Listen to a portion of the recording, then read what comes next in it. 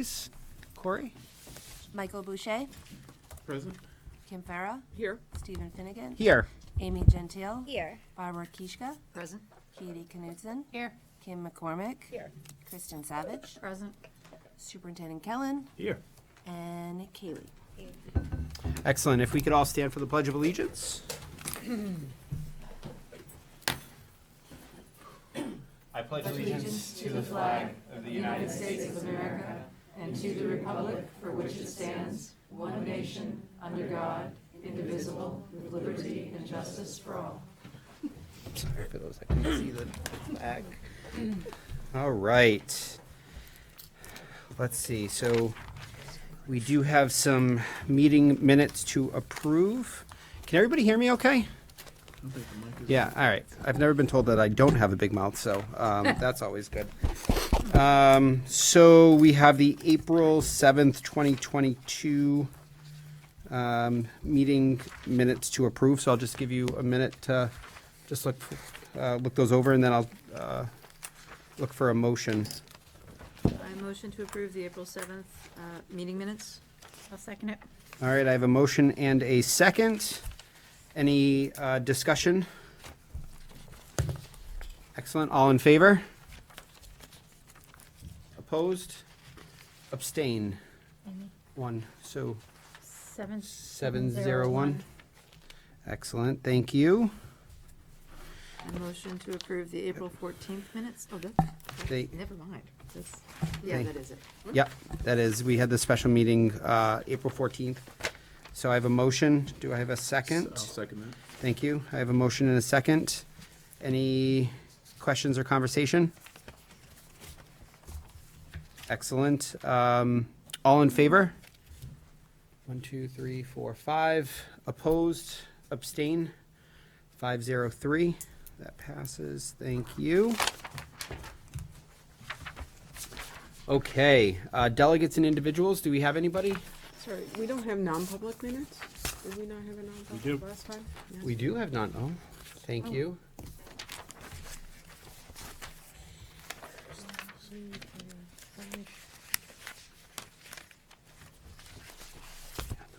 Thank you.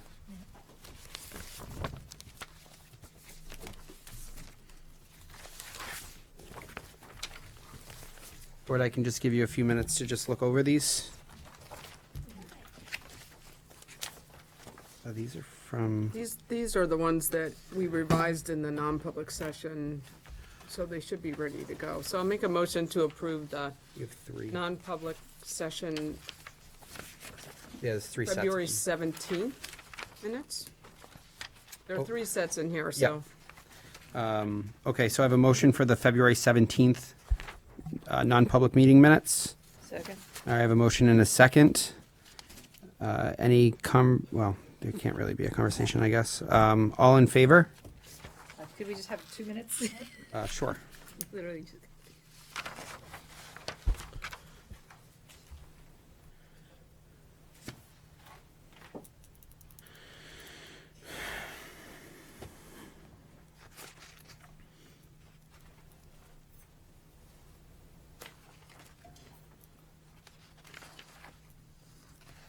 I don't think this is correct. I don't think this is, I'm sorry. I don't think there was one.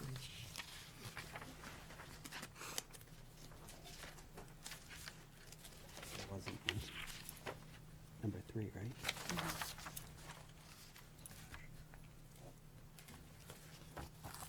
Was the motion for all 3 sets? No, it was just No, for the first. just for the one set. I think the intent was to get it, and it didn't happen. All right, so I have a motion and a second for the February 17th minutes. I'm going to withdraw my motion, if you wouldn't mind withdrawing your second. I will withdraw my second. I'd like to discuss these in non-public again. Okay. There's some errors that I think need to be corrected. Sure. Okay. So, board members, if you can just hang on to those, we will discuss those in our non-public.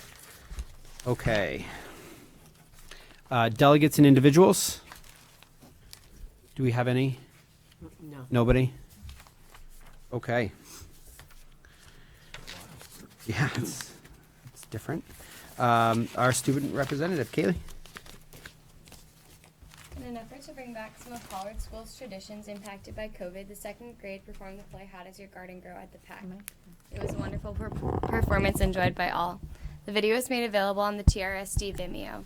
On April 16th, Pollard had their spring pancake breakfast. With over 200 attendees, it was the busiest ever. Pollard would like to thank everyone for attending and give a huge shout out to Nurse Kate for organizing this event.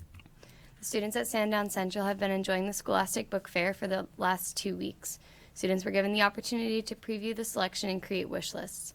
This week, each class visited and made purchases. Students were so excited. Additionally, the school held extended hours on Wednesday, April 20th for families to come together. This week, Danville Elementary staff had the pleasure of meeting several new Danville families at the Pre-K Information Night held at TLC. They look forward to welcoming their newest Hawks next fall.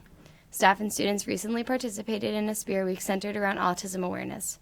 Danville staff says it was so nice to see our community embrace the theme for the day and raise awareness on such an important purpose at the same time. Lastly, Danville Elementary was thrilled to offer the Mother-Son Dodgeball event at Danville School again this year. Many of their K-5 students and families enjoyed a fun-filled evening with friendly competition. Students at Atkinson Academy are diving into community service, and the community has been so incredibly giving. Atkinson Academy generously donated over 900 socks for adults and children. The socks went to 2 charities, the Caring Closet and Cafe 1269 in Manchester. Additionally, students had a wonderful couple of weeks preparing for Quaver Live. Students at the Academy did such a great job during Music in Our Schools Month Quaver Day. Ms. Pellegrino sent Quaver himself a video of students dressed up as his characters. He, in return, volunteered to do a live Zoom with Atkinson students. He wrote the students a song, answered student questions, and told stories about how to work hard. It was an amazing day for many involved. On the STEM side of things, first grade classes recently completed a marble maze project that touched on all 3 makerspace big ideas: schema, creativity, and cooperation. After studying the features of the maze, they cooperated to design, build, and use a marble maze. Second grade classes have all completed a makerspace engineering task that is part of their life science unit about plants. After learning how animals help with the dispersion of seeds in order for new plants to grow, students planned, constructed, tested, and improved a seed dispersion device that operated like an animal. Third and fourth grade classes completed a study of 4 STEM-related picture books as part of this year's Cook Prize competition. First grade classes are working on a floor engineering challenge, designing a volley system to send a ping pong ball back and forth over a paper net. April Humor Month continues with students reading jokes each morning at Sandown North. The students have enjoyed learning to speak loudly, slowly, and how to deliver the punchline over the intercom. District-wide Honors Elementary Orchestra, Band, and Chorus students had combined concerts with all 4 schools on Tuesday, April 19th, for the first time since 2019. This featured over 60 elementary musicians. They did a fantastic job. New Hampshire SAS science testing for grade 5 students district-wide began last week. The reading, writing, and math sections of New Hampshire SAS testing will continue when school resumes following April break. Up at the high school, spring sports are well underway, and our teams are representing the district very well. The boys and girls lacrosse team held pregame ceremonies recognizing former TRHS student-athlete Michael Levitt. Michael's family attended the ceremonies, and Coach Blaska delivered very emotional reflections. The athletic department would like to say thank you to the players, coaches, and families, as well as our opposing schools, for helping to remember Michael. April 7th, 8th, and 9th, Timberlane had 21 students participate in the New Hampshire Music Educators Association All-State Music Festival. Students rehearsed Thursday evening, all day Friday, and performed on Saturday at the Capitol Center for the Arts. The Timberlane Music Department also just completed solo and ensemble concerts with over 35 individual performances.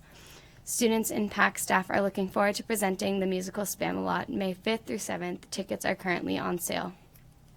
Juniors at the high school completed SAT testing last week, and applications for honor societies, student government, and a new student school board representative are well underway. Seniors are headed straight on into a variety of senior events, including courting ceremonies for their honor societies, and tickets are currently being sold for senior prom, which will be held at the Atkinson Country Club on May 20th. Thank you. Thank you, Kaylee. Thank you, Haley. Okay, so we'll go to current business. The school reopening plan. Board members, you have an executive summary in there. Superintendent Kellen, did you want to sort of give an overview, or? Sure, this is reopening. We're going to bring up our fearless COVID expert, Excellent. Mr. Pedersen. Yeah, that's right. We do need a lab coat for him, right? That's, Oh, he has one. I believe it. Excellent. We took care of that. Excellent. You see the executive summary provided by Mr. Pedersen. And we've gone through this with our leadership team and reviewed a number of the points. But again, as always, thanks to Mr. Pedersen and his diligence with maintaining all that we need to know about COVID and sharing it with us as clearly as possible. We're able to make adjustments to this return to school plan that, we're happy we're not talking about returning to school from another model that we were once in, and we are just really adapting the plan as we are moving forward.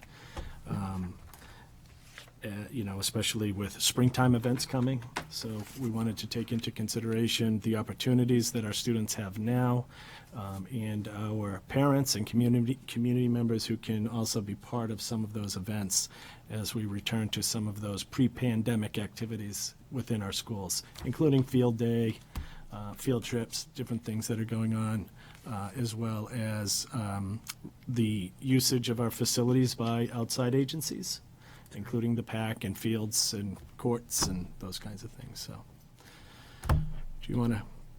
I mean, you touched on everything. It really boils down to there's two key points that we're recommending to make changes to in the plan, and they both, as Mr. Kellen referred to, as access to the facilities.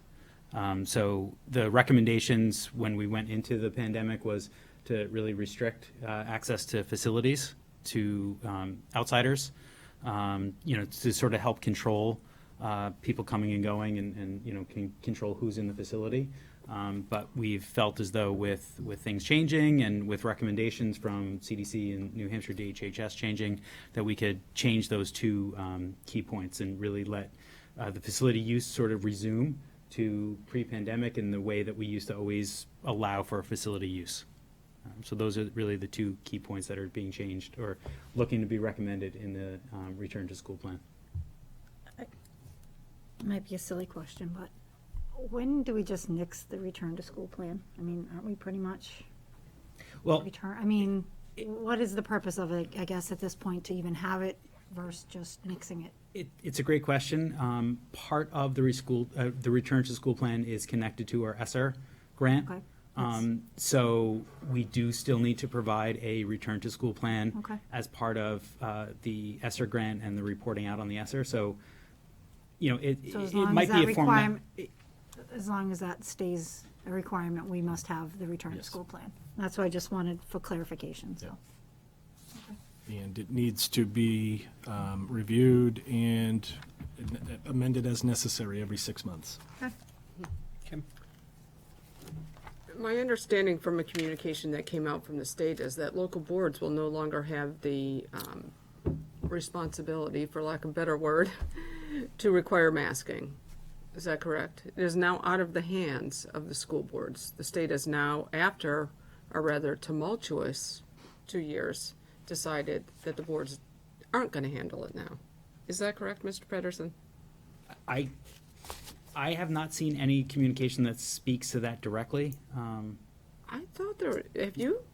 I- I think there's direct communication from the state now state saying there is, was. yes. That's not Okay. pending, that's actually passed. this That was actually passed, yeah. passed. So, Yes. I can try and find I mean, it, and, or I and can again, bring it forward this, at the next. the last version of the return to school plan was the February 18th version, where, we lifted the mask mandate and there was, we removed anything about the masking in there. So, right. so it's not like we're, going back to that. It's not like, Oh, no, and, Yeah. and in fact, we cannot go back to it cannot. at this point. Not Because masking, the right. communication subsequent to that reopening plan Yes. now dictates that is out of the hand of local boards. Right. That's correct. Just The wanna- good news is we're not recommending that. Well, the good Yes, news but is, yes. oh, no, the better news is that the state is going to come in and do what they should have done 2 at the years ago. beginning That's right. and not throwing this down on the local boards. Thank you.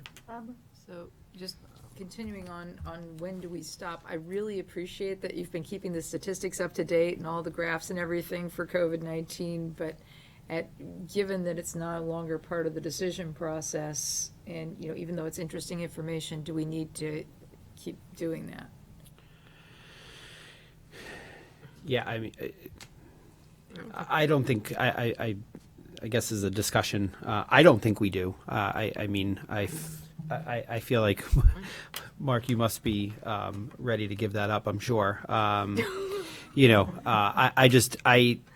I appreciate the value in getting those. I'm sure the community does as well. But I think given really strong, you know, language from the state, I think it's not necessarily required of us anymore to follow that data or to report that data out at this point. Katie? Yeah, just how much longer do we have on that grant? The ESSER, I think there's. Through 2024. Okay, so we'll have to keep updating this until, well, unless something far as changes. we know. As far as we know, unless something changes with what that grant is asking us to do, if that grant, you know, says that we don't have to provide this anymore, then, you know, it's out through, 2024? But if nothing changes with the grant, we'll have to continue updating the back to school. As the far as we reopening. know, Okay, as part of that grant, yes. okay, thank you. So, in conjunction with that, and Barbara's comment, do you feel there's a need to continue the weekly those reports just, It honestly, it's, I mean, you know, we're all looking to you on this, we don't. You're the look, expert. I don't You are the mind COVID doing it. I mean, expert. as a scientist, like it's kind of cool to watch, and it's kind of intriguing to me. I don't mind doing it if the community, if it's of any value to any community member and helping them make decisions about what's best for them and their family, then to me it's worth doing. You know, even if it benefits one family, I say that it's worth it.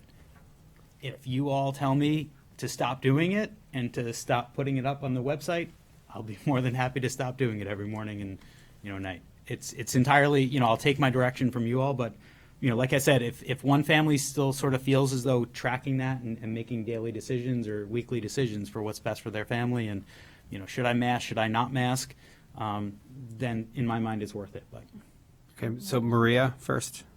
I just want to say, if I may say, Can you- my opinion with, Can you just come up to the mic? Sorry. I just want to make sure.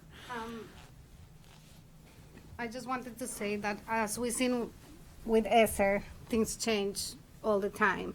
But I think having something like the report that we give out to the community, that we have been consistent with it, that is something in our advantage for any kind of audit that is going to come out of ESSER, to say no, from the beginning, we did this, we were consistent with it, and we have history to show. So I think it's very valuable in that sense. Okay. So you have a job through 2024, Mark. Michael? Plenty to do. Well, I was Sorry, going sorry. to say that I think there is value in maintaining that data because it has a value to obviously some community members, and it also is a form of accountability within the district. So, I mean, if it's not too cumbersome, I don't see why you wouldn't continue doing it.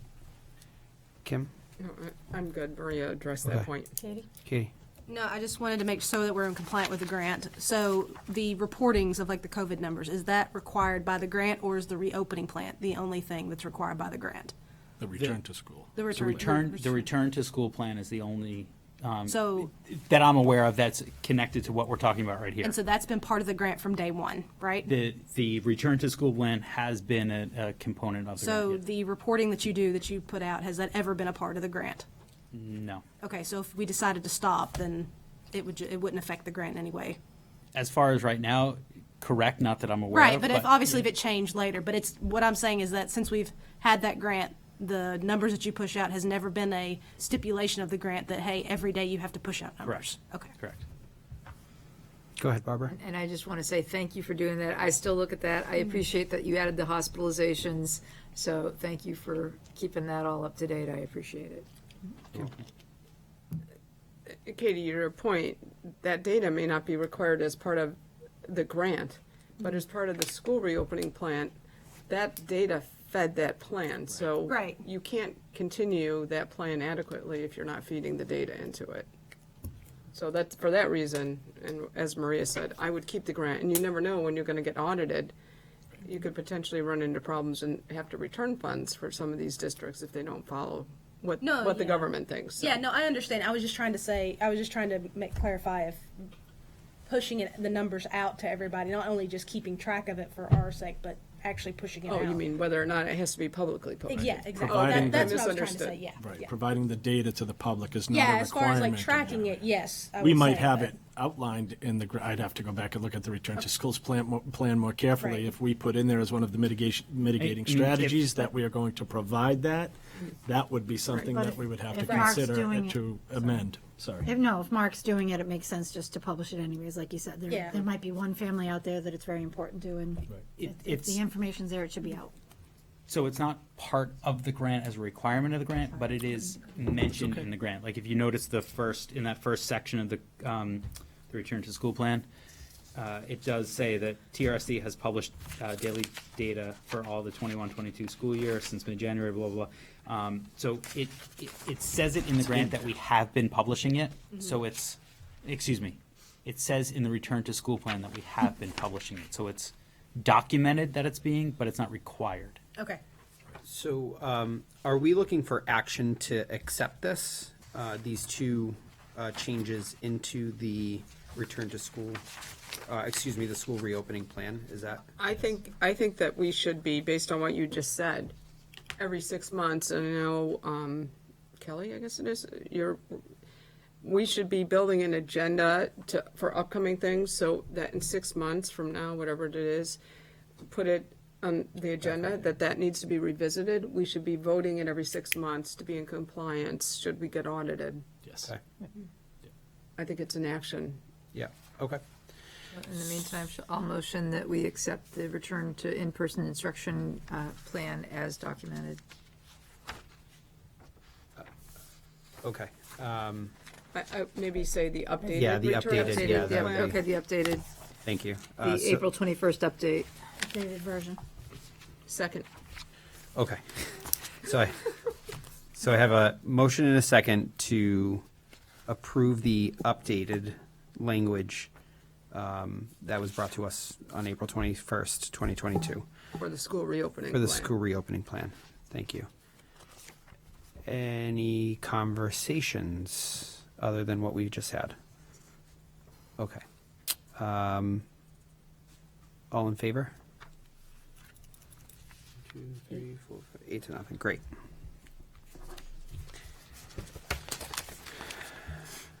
Okay. Thank you, Mark. Thank you, Mark. Next is this is informational, the CHAD, Children's Hospital at Dartmouth fundraiser, the presentation of Atkinson Academy's donation to the Children's Hospital, so. Yes, we have Mr. Harris is here, principal of Atkinson Academy. He's going to share this information with us, this great news about, we have shared a little bit, that Atkinson had made a substantial donation to CHAD, and he's going to share that with us. And it's my understanding we have the video? We do. We do. So, yeah, the students were absolutely amazing.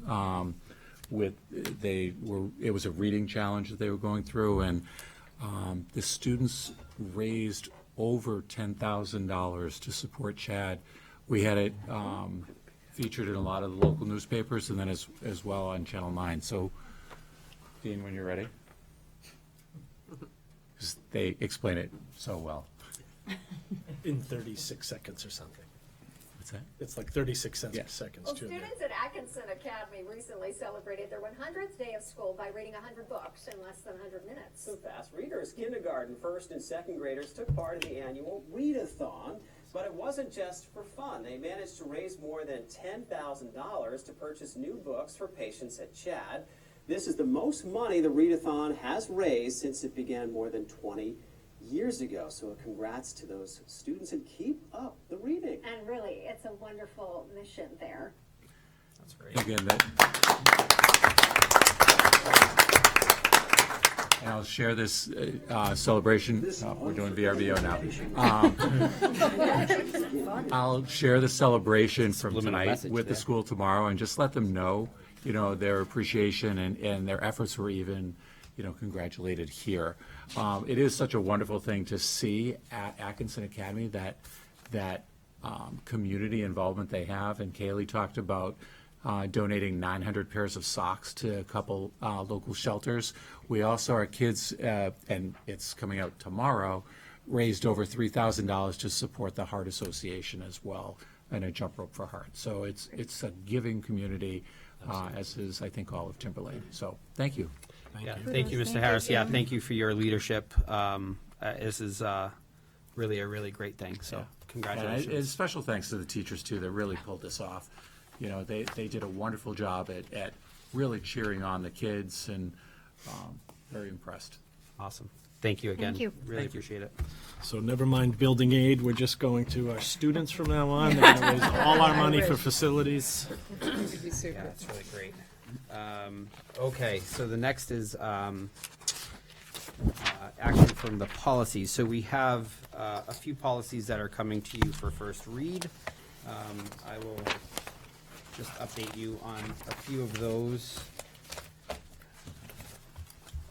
So for first read, we have policy BGF, waiving, suspending, and revoking policies. We have DAF, which is administration of grant funds. And we have GBEC, which is a drug-free workplace. So just a couple of comments about a couple of the policies. So the policy committee on policy DAF, the policy committee will implement the New Hampshire School Board Association's updated DAF policy with the following edits. So this is, again, just for first read. We will cross-reference the policies to the reference policies in the text. Edit the updated policies to be on TRSD's policy template. Insert superintendent or designee in the appropriate areas. Remove footnotes. And then remove the line E on page 19. So what you'll see in your packets tonight is that unedited policy, and we will have for the next board meeting this on the second read. We will have a updated policy for the second read with all of these changes. And the reason for this, typically we would have this all ready for you and gift wrapped it in your packet, but there is a timeline on getting these policies reviewed from the board. So that's sort of why they're on the agenda for tonight. The GBEC, drug-free workplace. We are moving to adopt the changing of the policy titled A. Let me just make sure I have the language correct. The policy committee talked about this. So we're going to update the ADB policy to reflect. No, we're updating the GB. I'm looking to Sandy. GBEC. We're updating the GBEC policy to reflect. The policy would be Want me to? GBEC/ADB, and the title change. Thank you, and then all of the language that is associated with that. Yes. Yeah. We're going to put more letters in it. We are there. Basically merging ADB. Yeah, there were and two that'll make it policies clearer. that essentially were similar. We're essentially merging those two to be one policy. And we need them under GBEC. Can Sandy speak to that? That's not the correct way to do it. I'm sorry. So Don't- the New Hampshire School Board Association's model policies are identical policies, so they cross-reference one another. So the language is identical, but they're coded in both places. So ADB, the board updated and voted back in January to update that language. That's our most recent policy that's consistent with the model policy language. So the G, you'll have to help me with the letters because, GBEC. thank you, GBEC, our policy had not been updated recently. It was part of the audit findings that Steve just referenced. And so the recommendation was to adopt the New Hampshire School Board Association's process of having a slash between them. So they have their title, ADB is ADB/GBEC, with the title, the policy language that you adopted, back in January, and now GBEC GBEC will become. will now become GBEC/ADB with a new title to reflect the cross-referencing and the language from policy ADB. Okay, got it. Does policy ADB now say ADB/GBEC? Did we Yes. approve that? That is part of what we discussed at policy. But we haven't done that yet. Correct. That needs to happen too. Correct. Yep. Contemporaneously? Contemporaneously? Yes. Contemporaneously. Yes. Yep. So that needs to When be- you updated it, it was just the yes. Yeah. Right, but that needs to be brought in, like, right soon, so that we can get this done at the same time, so it doesn't get dropped. Right. And the timeline, I'll let Maria speak to it. The timeline is, we had audit findings. The recommendation was more specific to the policy in the G series, not the policy A. So the one that we were deficient in, right? So Okay. that Let's was just the make sure that on it. Next Yes. meeting, we get the other one. Yep, so because we had a don't 30-day window. Miss it. We have until Yeah. May 8th. Yep. That we To get have the to do. GBEC updated. Yes. So that's why That's where we're. Okay, being we're pushed okay. through. tonight. Yeah, all right. Just so I can follow on, GBEC is what we call the policy, and ADB is like the state name for the similar policy? No. They're the same Two identical sections. policies. It's just one policy with two different names. And those are both the local names? They are the state, New the Hampshire School New Board Hampshire Association School Board recommended Association names. names. Why So- there are two, I don't They're, know. they're identical policies. I'm sure So- there's a reason, but The policies, the board policies are in alphabetical order from A to whatever.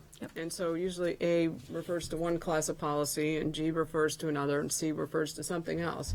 But probably because these are new policies, they're overlapping in two sections and you don't want to have two different policies. So they're just cross-referencing them as opposed. So does that? So there's only one, and it's just, they both point the same place?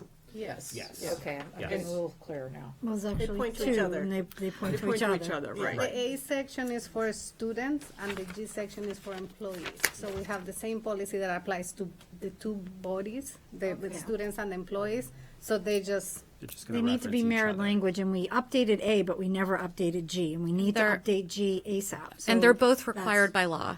Right. So we did discuss repealing one of them and just having one, but because they are both required by law, we opted to maintain them and have the slash and have them posted in both categories. Remind us to keep So, them yes. both Yes. in mirror image. Yep. Okay, that makes a little more Does that- sense. Thank you. So this is to get the G policy up to date by May 8th. Yes. well, to match the name. Right, Yeah, right. to have the name and be able to Right. post it on both sides. Yep. Okay, back to policy BGF, there's an error here on the bottom. The written language, I'm sorry, Sandy, That's you're on okay. I don't policy, have it right? with me, Are you but on yes, policy I am too? on policy. Yeah, I just don't have it in front of me. I don't know what's on there. At the bottom, it says to be suspended, it should be revoked. You're under the section on revoking a policy. See what I mean, Steve? Yep. It should say revoked, not suspended at the bottom. Oh, okay, I see that. Be revoked, including, yep. And what was the rationale for this change? To strike it from suspension and add it to revoking? I'll have to let Steve speak to that. I wasn't at that meeting, unfortunately. I apologize. I have to go back to my notes. Was this a recommendation by the New Hampshire school? I mean, I'm not necessarily against it, it's just,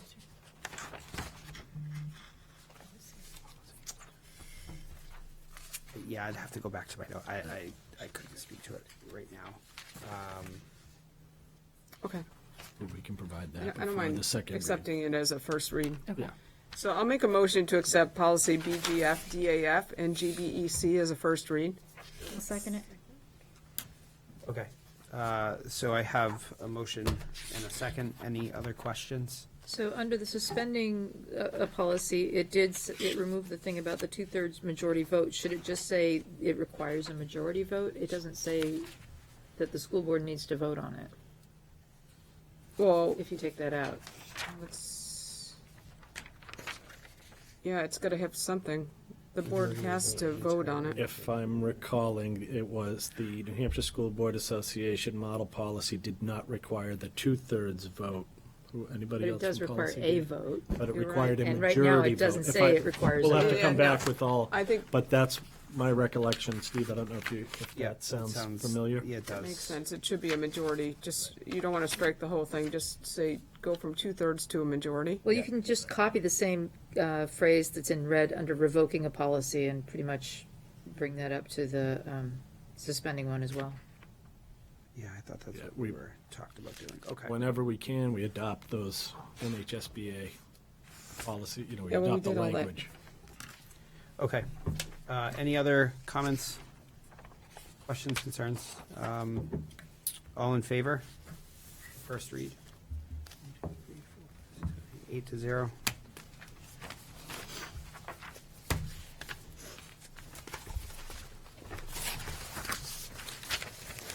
Next is the 2023 general assurances, which is required by the New Hampshire Department of Education to act on general assurances, requirements and definitions for participation in federal programs. So this, I believe, is an annual thing that is signed by the superintendent and the board chair. I don't know that this is, I don't think we need action on this. We do. We should authorize you, I make a motion to authorize the chair to sign the general assurances for FY 2023 on behalf of the board. I'll second it. Okay, I have a motion and a second to authorize the chair to sign on behalf of the board. Any questions, comments, concerns? Yes. Yeah, so this differs from last year. Is there a general description of what changed? I don't They, think, they said to be real careful and look and see what the differences were, so I'm like, well, I don't know what the differences are. 27 pages. I'm not gonna compare every page.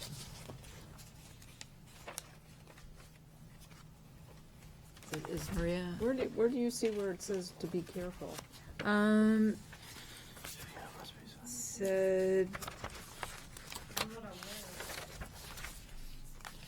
Okay, it just said it recommends comparing them side by side. I thought I saw that in here. I could be wrong. Oh, it says, there have been no significant changes. It's on the second page, Read fast. or the third. Well, there have been no significant changes notable in the last year. Okay. This contains a few minor differences. You're encouraged to do a side-by-side. That. So I was just wondering if anybody had done a side by side, so we know what changed. I have not done a side-by-side.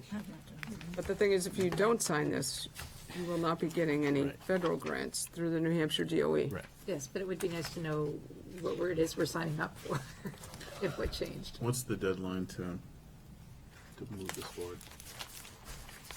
June June 30th, Oh, so we have time to actually read this then, and compare it to the previous one, right? you can do a comparison. Sure, if somebody wants to do that, do you want to send out last year so that the board Yeah, can sure. review and Yeah. do them side by side? We can't be the first person to ask this question. We could. We may. It's just like Chris said, I mean, if we don't sign this, we don't have any of our grant money, so. I pretty know, much- but there's I'm a pretty whole sure bunch they'll- of stuff in here that we have to abide by, so I was just wondering what changed since. No, I the last understand, time. yeah, I can definitely send it. I didn't do it and I won't volunteer to do it, I'm sorry. I don't have the time to do it, so, but yeah, I can send it to all the board So, members. yeah, so if you could send it to the board, we'll do a side-by-side comparison, and we'll bring this back to the next PDF compare. meeting. Perfect. And please make sure it gets on, Kelly, for the next meeting, because But this is the first read, right? So No, we're no, we're, No, this just is the policy. approving you policy. to, I'll withdraw my motion. I'll withdraw my second. well, I don't think there's gonna be anything that big. I just wanna No, make sure. it's fine. It's Yeah, fine. I'm- so we'll hold off on, we'll just bring this back to the next meeting, we'll put that on the agenda. And Maria will send out a copy of last year's, and we'll do a side-by-side. Next is the Digital Community Bulletin Board. All right. Well, there's This policy in here, is this? Drug-free workplace? What? What? Oh, that was the one we already did. That was the common Yeah. one. Okay. And did we take action on that? CA. Yes. Okay. This is What the, is this policy? This was is, to the community, the bulletin board, I believe. oh, So, oh, okay. yeah, no, I asked that Kelly include a copy of the distribution, right, display and distribution of informational materials and announcements, KDCA. So, as I think most people are aware, we do receive a lot of requests for sharing or distributing information for some, school activities or groups, but also for community agencies and community groups.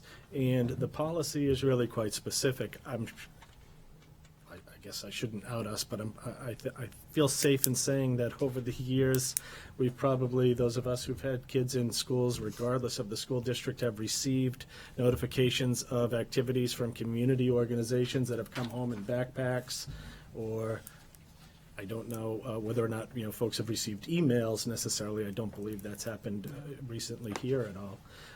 But there is a policy that does guide us in the work that we can do as far as distributing materials and information for organizations, whether they are governmental organizations. There is specific criteria that we can follow, but also for community organizations. So that's one of the things that, and they're rolling in now. It's nice that activities and events and organizations are back to having things go on and wanting to engage the community in those things. But I think the expectation and us having to inform those agencies and those organizations that we can't send those things home by policy necessarily, depending on the organization. So I thought I came up with a new idea when I went to Ken, and I said, hey, why don't we just create a community bulletin board? Because the superintendent has to sign off and approve all of these things, right? And that speaks to what cannot be in there as far as information. So rather than really tying everybody up with trying to decide or make any mistakes with regard to what a policy allows as far as sharing of materials, why don't we create a community bulletin board? Because quite frankly, the displaying, right, anything that's from a community organization that doesn't meet the government standard that allows us to distribute it, basically you can leave it on the counter in the office in a pile or put it on a bulletin board somewhere. That's not how we access information anymore. So, I said, can we have a community bulletin board? And Ken said to me, I think we used to. And in fact, yes, we did used to have that.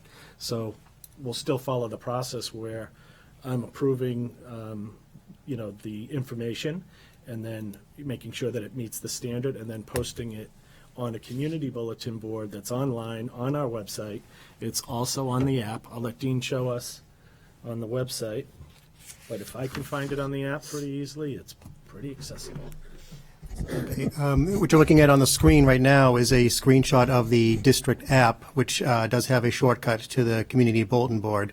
However, we can check on any of the district or school websites where you can view it at full size. So, for example, we'll look at how you can find it through the high school site just by clicking on community here at the top right of the screen.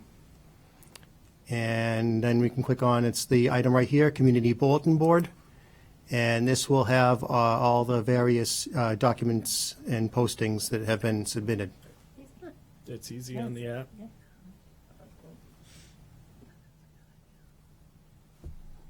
I have a question. Do these things have expiration dates so it gets cleaned up on a regular basis? We didn't talk about that, so that's a great question. I would expect that's something that I see Dean nodding his head, Kelly was nodding her head, yes. And then for your use, there's the clear contact person for each one that's submitted?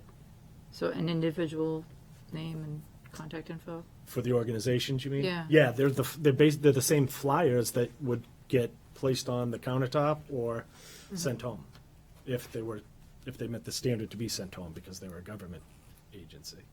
Okay. Question. So does that mean, I would be the one that would typically bring something to the superintendent and say, can we distribute this to Danville School? So we're still bringing you the information? Yes. Or sending it, whoever scan, is. send it, or email it, whatever, yeah. But we're not sending anything papers home?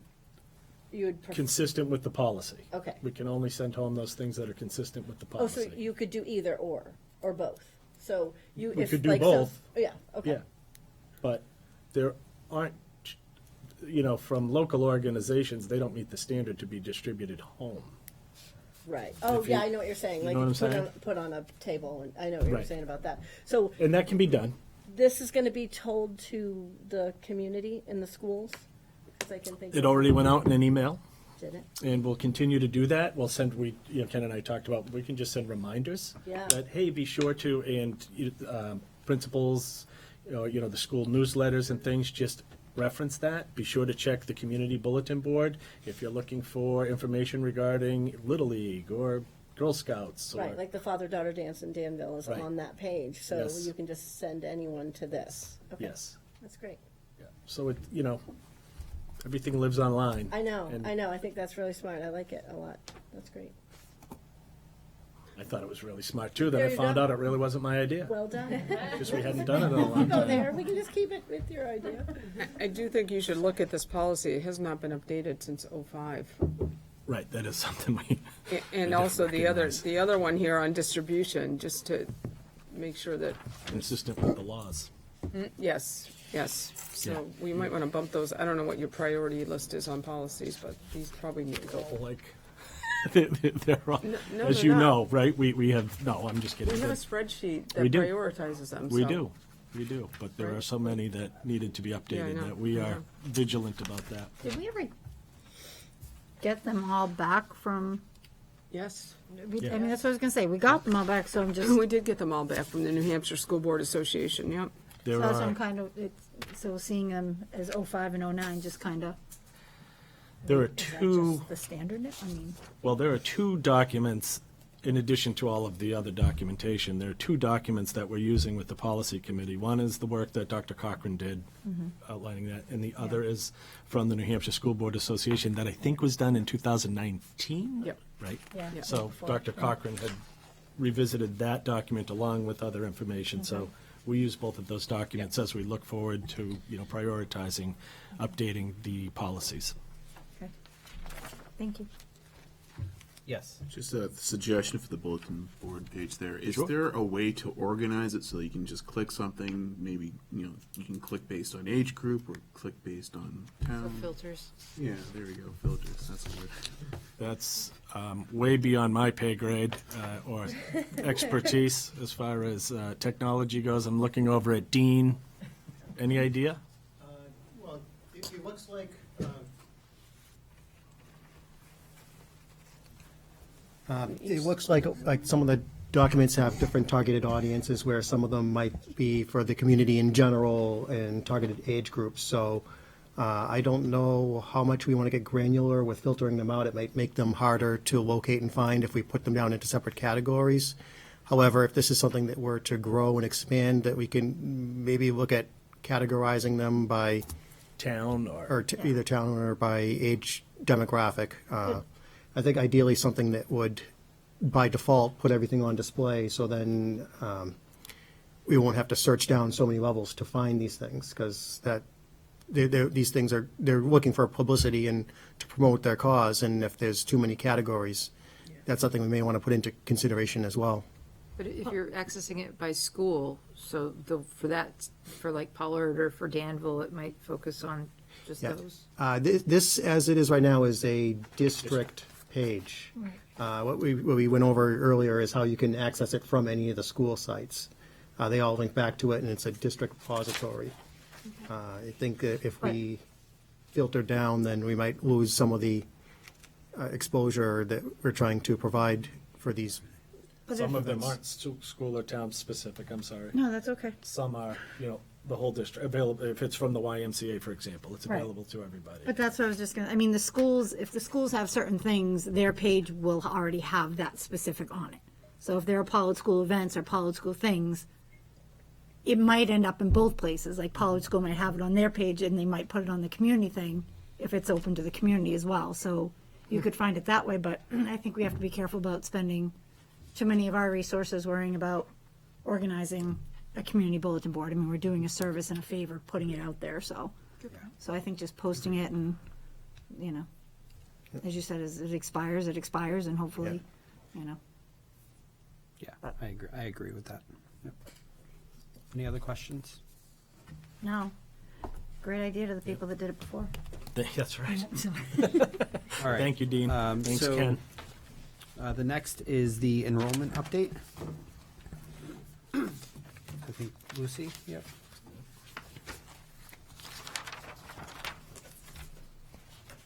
So you have two packets. I separated out grades 2 through 5 because it's a little clearer. It's a little more straightforward. And then you have a packet that speaks to the update as of today for pre-K through grade 1. I don't know if people have had time to even look. If you have questions, if you want me to actually go over it. I looked at it. It looks like staffing level is flat, that there's no increases, so that's important, from a board perspective. The thing I'm wondering is, have you taken this and tracked it against NASDAQ's projections to see what we're seeing in reality versus what the projections are, and if we've lost students because of COVID? Lost them, I mean, in terms of not returning, because I hear that's happening in districts. So you haven't done Sure. that. Just more These numbers curiosity. are actual numbers. They're the numbers of our current and new registers after the new registration window opened on the 1st. Speaking to, we haven't lost this year. We did gain a lot of students back, but we have not done that review. Could you do that just to see, because Sure. NASDAQ's projections are typically pretty good, and I'd like to see if they're still tracking correctly, especially as we start to build a new strategic plan, which might mean that we've got to look at our building capacities or staffing. So that would be helpful. Sure. And is that, Kim, is that just a website that shows all students lost? It doesn't give reasons, it's just. No. NASDAQ is an agency that reports on an annual basis what your current numbers are, what your past numbers were, and it projects out 5 years. So it's useful for planning. Yeah. To see where your district is heading, and they're usually pretty close. I mean, sometimes there's fluctuation grade to grade, but overall, by elementary, middle, high school, they're usually spot on. So it's an important document for strategic planning people to have as you start to think about what's going to happen in the next 5 years in the district. And given we've had some of the most significant impact of, a variable that nobody ever expected, it would be interesting to really measure and see the impact To see of how, that. if we're back in line with what they projected, 'cause Yeah. generally they're right on. Kim, can you say what that is again? I feel like you're saying NASDAQ, but I know you're Oh, not it's, saying no, that. not the NASDAQ. I'm like, No, the that's NASDAQ not- stock. NASDAQ, NASDAQ. N-E, at the New England School, I think I have something here, actually. Yeah. DEQ. Thank you. NASDAQ. Yeah, NSDEQ. Thank you. maybe, Kelly, if somebody could get the C, last NASDAQ numbers NESDEC. out, DEC. just send them out to the board so that new board members understand what this document is. Yeah, thank you. numbers in a long time. I did have a question I think about. we should have seen them in the fall. Did we? They usually come out October 1, so we should have seen them. Maybe we did. It's Last been a long- August. We haven't presented them No, we before, didn't. so I don't know. We focused on just those grade levels that we were looking at last August, right? Well, let's put that on the agenda for the next meeting, the October 1 NASDAQ numbers. Sure. They should have sent those out in October, right? Yes? Yeah. They haven't come through our office.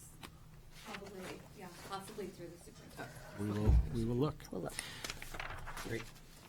And, just to be clear, this is information that typically, by policy. Second board meeting in June. We'll be is back brought again. to the with second numbers. board meeting in June, and then any decisions that need to be made regarding class size or the addition of resources in the way of, adding classrooms or anything like that. That's when those historically have been done. But we've been looking at this, trying to get ahead of that curve a bit. And, as we've talked about with regard to class size, and we've talked about that process, that in August, it's pretty late to be making that decision about adding a teacher. And we know we added 3 teachers, or we tried to add 3 teachers. We repurposed 3 teachers last August, and we were only able to fill one of those positions, and we were unable to fill two of those positions at two of the elementary schools. So that's why we wanted to bring this sooner than later and begin those conversations. I mean, it looks like there's only one school that's got the problem, Atkinson, for grade 5, potentially. Well, Pollard grade 2 is at 22, 23, 23, and their maximum size is 23. Yeah. Yeah, I've seen I'm that also one. wondering about, like, how do you determine, looking at Sandown North, there's 72 kids in grade 2 and there are 4 classrooms of 18. But then you look at Pollard, where you have 3 classrooms of 22, 23, 23. So how do you balance that equity? So you chose the perfect example. Yes. Sandown North grade 2 this year has 3 classrooms. But in the last, well, actually, we presented 4 last month when I spoke also, but just before that, when we looked at that number, because those 3 classrooms would all go over 23, that automatically alerts us that we need to add a 4th teacher. To Dr. Farah's point, right now we're flat staffing wise, so we've been able to move staff from grade to grade. So a grade has gone up, a grade has gone down, so we've been able to move staff members. But those class size anticipated numbers come just based on, do we have 3? Nope, we can't have 3. We need 4 because we're over. And so what is the distribution once you separate out 4? So then you wait for that 24th student, or for everybody to reach 23? In the past, pre-COVID, right, that is, we would always present this the end of June. We would watch for everyone to have hit that number before we come back to the board and ask to add, or if we had the staff, we would add. And that's why we come back usually in August to say this is where we're at. This year, right, we've come twice already, continuing to play and monitor these numbers fairly regularly, And there are daily, if not. No, I'm sorry, go ahead, Lucy, finish. Yeah, there are a number of things, that we're looking at.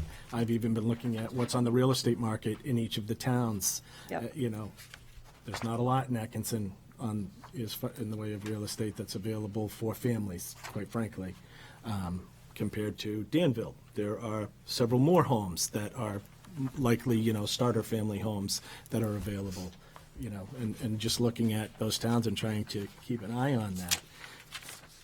It would be ideal, sure, right? If the tide would rise consistently across all schools in each grade level, right? But it just won't. So, those are big questions that we have to ask ourselves. Where do we start to say, hey, that class size is greater than we want it to go? And depending on that time of year, right? That's where we started all of this conversation last year. At what time of year do we want to start looking for a teacher if we need one? Now. Do we have all that information that we need to make that decision always at this time? No. So we have to be cautious. One of the elephants that we've been looking at in the room is that we also have questions regarding kindergarten. Lucy had brought forward some information regarding kindergarten, what's called kindergarten or kindergarten redshirting. Quite frankly, if you Google it, you will find it as that. That is how it is now out there. Academic redshirting. Academic redshirting, right? I apologize. Kindergarten specifically here. So there are quite, there's a significant number of students that may or may not have participated in what their age level grade would have been during the pandemic. So there are requests to retain, or maybe I came up with the term pretain, some of those students, right? They've yet to go to kindergarten, but they're of first grade age. But parents want them to participate in kindergarten. So that weighs into this as well. Where historically, when that opportunity is available for parents to select a grade level perhaps, it's been done differently from school to school. But that's something that we're sort of at critical mass with the current requests that we have right now. So that's something that we're trying to figure out. Barbara. Yeah, I have a question on the Learning Center, TLC. It looks like we have afternoon classes with only 3 kids in them. Am I reading that right? So, so if you'll give me just a moment to go to the beginning of that page. Okay.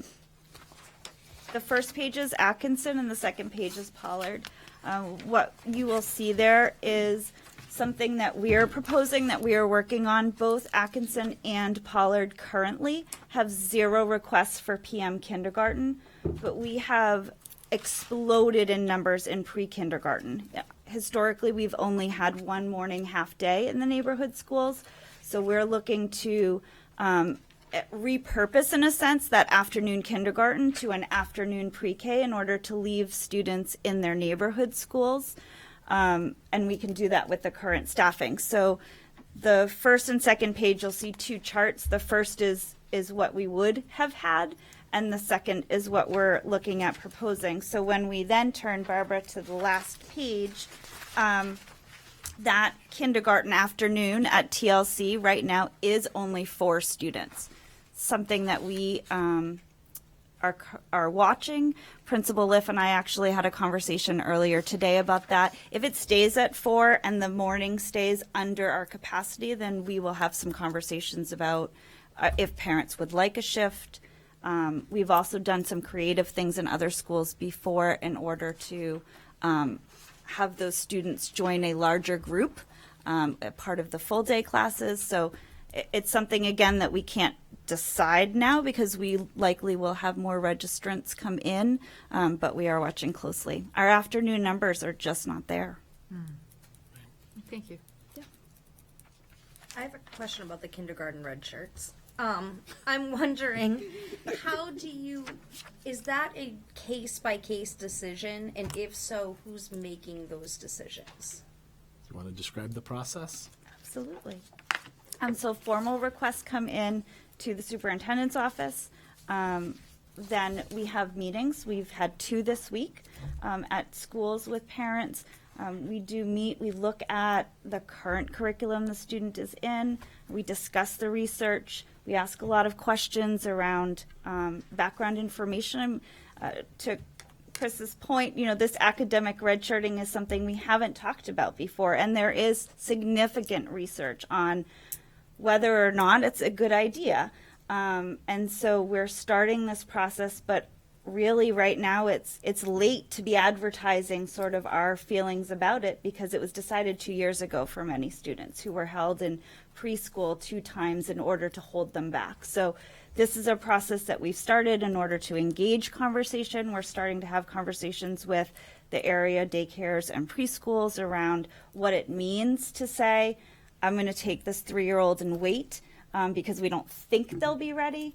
And so there is a pretty strict process, I feel like. We're trying to be really thorough in that process and have those deep conversations in order to be individualized. And then through that, myself, the principals will come back to the superintendent with the information, and then the final decision is his.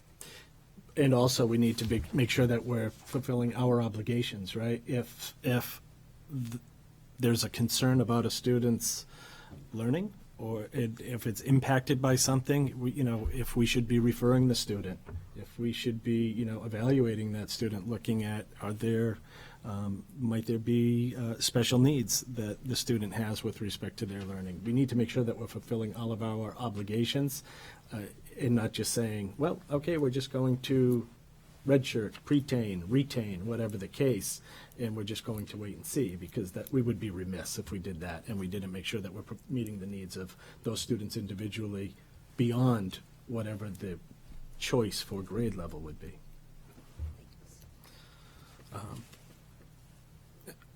I think we need to gather more information still before we go too deep into any discussion about what we may or may not be able to do, but there is an impact.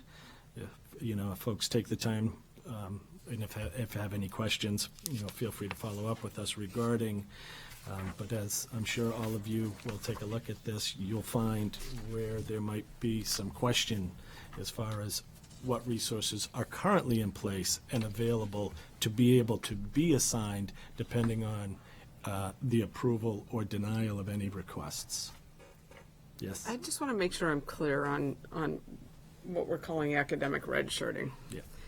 So, I have a 5-year-old, and I feel that, and their birthday's in June, for instance, and I think it's better to hold that student back as opposed a year before they start into kindergarten, as opposed to letting them go when they're on the younger. Well, my daughter's birthday was in September. I probably could have made the case that I want to hold her back a year.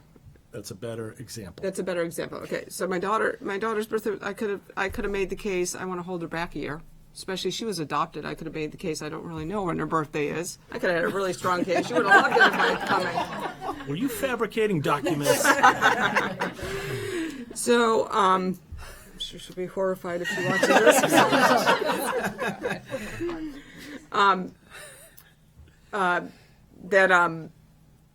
That I should be allowed to hold her back a year, but in my mind, I'm doing it because she'll be a year older and a year smarter, and we'll probably end up valedictorian when she's done. That's what you mean by redshirting. A combination of Yeah, all of, I wouldn't- all of those reasons. Even It for might be that sports, because for sports, it she'll happens be stronger. Reclassing, right? They call it. I look at Kaylee because as a high school student, right? They talk more about reclassing now. That oftentimes either going from 8th grade to 9th grade, and they switch schools and repeat 8th grade. Oh, yeah. That's I've the seen thing around athletics. Athletics, and yes, things. That's I what know you see. that also. But now you're seeing this is for really, academics to kind of. It's really I think all of the requests that we have, they're really for students that have not had an educational experience or what I think was expected to be their educational experience if they had been born 5 years ago, before the pandemic. And it's, the concerns are with regard to, one, those educational experiences that they have not had or that were interrupted. Some paired with, for some, it's paired with developmental, where they're at developmentally, many of which it's also where their birthday is. September birthdays, those are definitely, the overwhelming majority of the, considerations that are, as far as the requests go. So I wouldn't want to imply that that is the reason why at this age. However, we are seeing, so it's not just kindergarten. What you'll see in the packet across the district, 8 students, those are all that same. They're 6, so they should be going into 1st grade, but they're requesting kindergarten. They are not the only ones. We do have some students who should be going into kindergarten and parents are asking for pre-K. Yep. We have kids who are of 2nd grade age and parents are asking for 1st grade just based on where they have been. They haven't been in our schools. It is a slight uptick, but these kindergarten numbers are not different from pre-COVID times. We just hadn't tracked it before because it was directed toward the buildings and we didn't always know. When you say these kindergarten numbers, the requests. The requests for going to kindergarten as opposed to grade 1. Right. And so the reason I say, right, it's a little late. We're starting to get our sort of advertisement out there about the research and things because most of these students are students who have done kindergarten, but in a private setting, and they're looking to come and do kindergarten again, or they did more years of preschool than they would have needed to in order to be held back, I guess. Delayed start. Delayed start, thank you. And so there are that some decision was pull their made students out of, previously. Private program completely. There are some that, no, with COVID, we decided for the health of our family, we don't want to do that. So they didn't have an experience, which brings us back to the time before we had public kindergarten. And we have to remember that VLAX offered elementary this year. And so that was taken advantage of. You have another question? Yeah, I mean, this does, in some sense, track back to COVID in the developmental delays that you're going to see, especially, again, thinking of my own daughter, like if she had been pulled out from age 3 to 5, and then you're expecting her to go. I think we should be looking at some of those ESSER funds, and I don't know how, to maybe help these students gain that socialization that they lacked because of COVID. I agree with you. Many of these students are not lacking the experience right now. They are in school, they're just not in public school. So you're seeing this is students that were in private school that now want to re-enter public because the parents or whoever feel that it's now safe to do that. Okay. Michael? So I just want to kind of get a point of clarification here. So these parents feel that they should hold their child back. There's no actual evidence or any proven developmental reason that they should, correct? I can only speak to the meetings that I've already had, and in both of those cases, correct. It was a choice. I don't know if it's a feeling so much as it was a choice the parents had made. It's a request that they made, but we do look at the data that they have. I do ask for them to bring whatever the school, the grade teacher can give them as far as the curriculum they follow, as far as any assessment data they follow, so we can look at that, because the research is clear that if they've already learned skills and we put them into a grade they've already learned and they are bored, that's a very negative impact. So it is a choice of the parents, not based on evidence that they need to be retained. Okay. All the families with whom I've met so far, of those handful of families, some of them have raised, they've raised concerns, or it's come to me. I've raised the concern. I've said, well, wait a minute, what I'm hearing, I'm concerned about some of the things as far as, whether or not there are some type of learning needs that we should be addressing, as I mentioned. We should be making sure we're fulfilling our obligation, leave no stone unturned, and make sure that we are going to be prepared to meet the student's needs regardless of whatever grade the student gets assigned to. Right. And, I don't want to obviously belittle parents' concerns. I mean, I totally get it. But and you've already sort of alluded to this, but you're trying to make sure that whatever situation they're coming from, you're trying to get data to, I assume you're trying to align it with the curriculum that we have in place within the public school. Mm-hmm. Okay. And possibly, is there going to be maybe some sort of brief assessment to confirm? So we do offer, in all of the cases, we offer to screen, assess in any and all areas, any assessment we normally do with students at that grade, or any additional assessments. To Chris's point, if we need to even consider child find, right? We're considering all of those pieces, and so we do offer. We're not at this point requiring it. It's just something that we're offering to parents in order to help make the decision. So the important part is that you're doing it case by case, and you'll come Yes. back with numbers to us as to where everyone lines up, so those things could all shift. I think equally important, thank you for Yes. saying that, is that there's a process in place. Yes. Right? And that there's an assessment, there are people looking at it, you're receiving that request, you're communicating with parents. That's, I think that's an important aspect of this. Okay. Great. Moving on. Moving on. Summary. Yes. Thank you. In summary, yes. All right. So moving on. Thank you, Lucy. Yeah, thank you, Lucy. Appreciate it. Next is the state building aid. Maria, did you want to come on up? And Carl? I haven't heard from Carl in a while, so welcome, Carl. Is that our last meeting? No, I mean a while, meaning today. oh, I haven't heard from him today. He's been hiding in the back. I think he was being facetious. Poor Carl. We make him stick around. Maria made him stick around again. It's all right. I asked for this to be put on the agenda because it came up during the CIP meeting last week, or whenever that was. I think it was last week. Yes, last Thursday. So we reached out to the Department of Education. This morning we had a conference call with the person in charge of the school building aid at the Department of Education. She actually was extremely helpful. She explained all the ins and outs of the program, how do we apply, what can be covered by the program. So basically what can be covered is anything from new buildings to renovations to energy savings projects, so pretty much anything. She said it is an extremely competitive program where they receive obviously a lot more applications than what they can award. She gave us this year's numbers where she has over $360 million in applications and they only have $40 million to award. But needless to say, something that, I mean, is free money, so I'm not opposed to apply for it. I think we need to have a plan.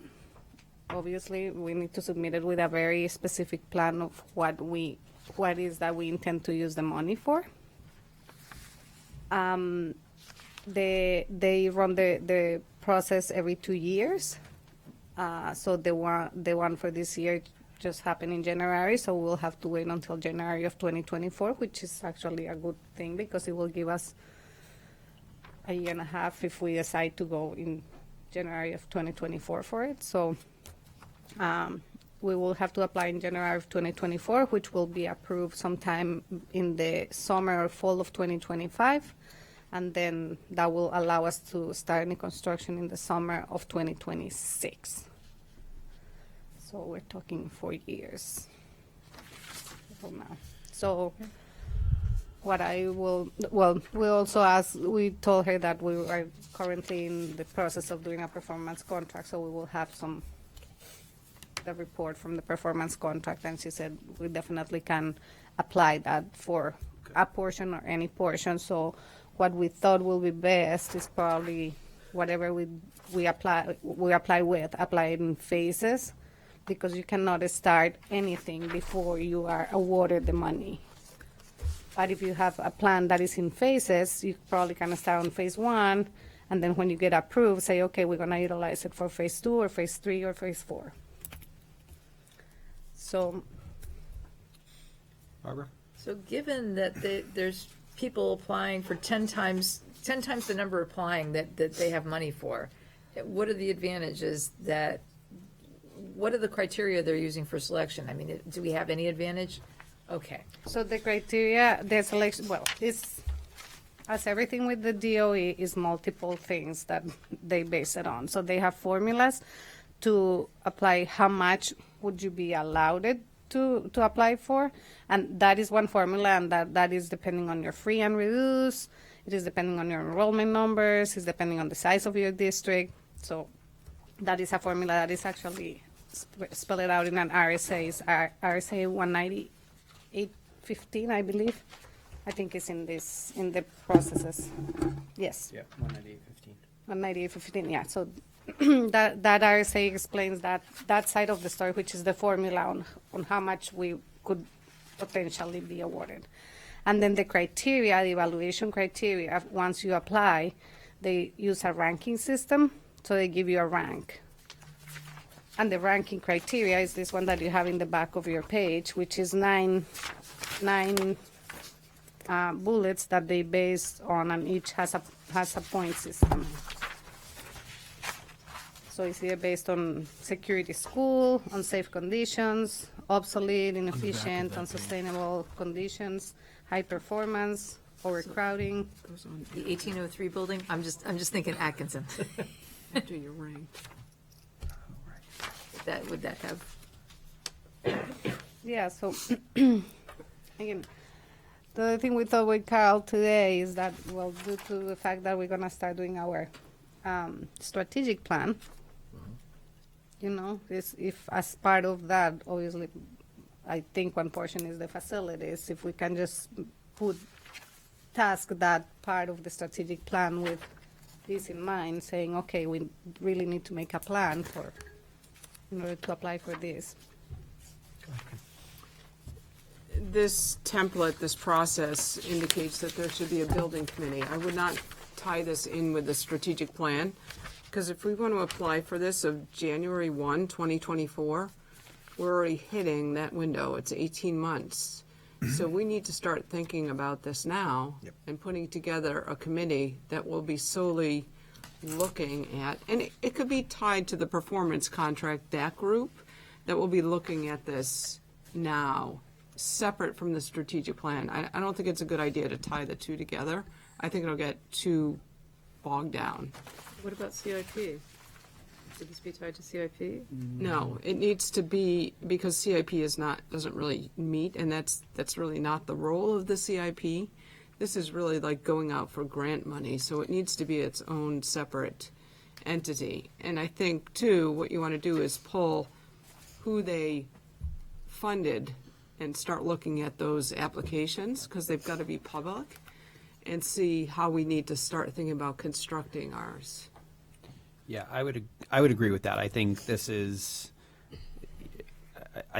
really truly a long-term strategic plan that needs to be sort of started now. And when I say strategic plan, I mean it's focused on, the buildings, right, and our infrastructure. I do like the idea of developing a building committee. I think we need to, and starting that now and really having some of those preliminary conversations about what the needs are. I think what I think is important to note is that the performance contract, that we're having somebody sort of look at that already, right? And that we're getting a lot of that data and information already. So sort of seeing what the outcome of that is as part of this committee will only enhance what our actual needs are. And I think if we take what the needs are based on that versus where some grant funds are, to me, that's a perfect opportunity to think about, even though it's 18 months, but think about what 3, 5, 7, 9, 10 years down the line are as it pertains to our infrastructure. So I mean, to me, I think the next step, and I would, ask the board to think about this, but, really to think, Maria and Carl, to think about who you would want and who we would need as part of this building committee, including some board members, and, think about how we structure that, in the near term, to think about the long-term aspects of this within the timeline of this grant process. The other thing to keep in mind is that obviously we can only apply one time. Right. So, Yeah, please. do you have to give them, okay, newbie question, but isn't capital improvement buildings? Or Well, it's not It's all. everything, No. technology, everything. So we need to get a list of what our needs are for the buildings, right? Can does it have to be specific, and you have to tell them, this is where I want this money to go, this is where I want this money to You go? have So- to submit plans, you have to submit architectural drawings, you have to have a plan. And Wow. submit the application with a So- specific plan. What if you have a plan, but they're only giving you like 1/4 of the money for that plan? That's the thing, it is It's only limited. 30%. It's a percent. Okay. This time around is 32%, but she said it varies. It varies depending on their funding, it varies. So Okay. this time is 32%, whatever amount you apply for, whatever you're awarded is 32% of your plan. So we are on the hook for the rest. Well- So we need to know, is that what the building committee would be? Yeah, I mean, I think part of it is really determining your priority, what we're going to look for, understanding that a percentage of that is going to be funded by the grant, and then what else we can afford within our budget, right? And kind of figuring out the needs based on that. And this is where I think you utilize the performance contract, right? I mean, that's what they're doing, right? They're looking at our buildings, they're making those assessments now. We're already in that process. So we have an advantage that way of having that analysis already done. And the concern, or at least the conversation that I had with Maria prior to today was would we be allowed to use those, right, as part of this grant process? And now it sounds like we can, right? We can use that information and data. So that upfront cost to do that is already being done, right? So we're at an advantage there, which is nice. But we still have to really understand what we would, right? We need to understand what we would use this grant money for. Right, and it's time sensitive, and we can get something big done and have somebody else pay for a good portion of it. Yeah. Right, I- but the odds I- are not in our favor based on how many people have Well, applied. I do want to clarify one thing real quick. EEI has been focusing just on HVAC and energy savings at this point.